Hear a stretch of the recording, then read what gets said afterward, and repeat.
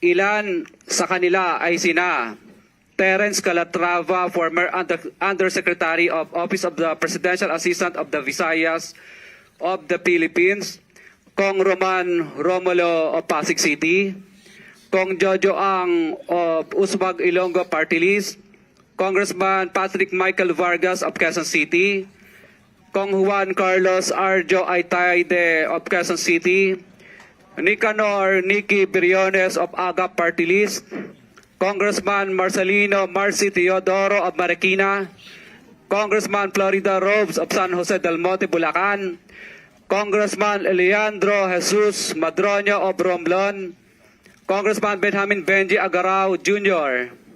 Congressman Florencio Gabriel Bem Noel of Anwaray Party List,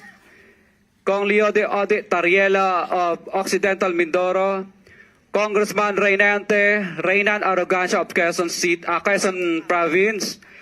Kong Marvin Rillo of Quezon City, Kong Teodoro Haresco of Aklan, Kong Antonieta Yudela of Zamboanga Sibugay, Kong Dean Asisio of Caloocan, Kong Marivico Pilar of Quezon City. 21. Mayroon ding mga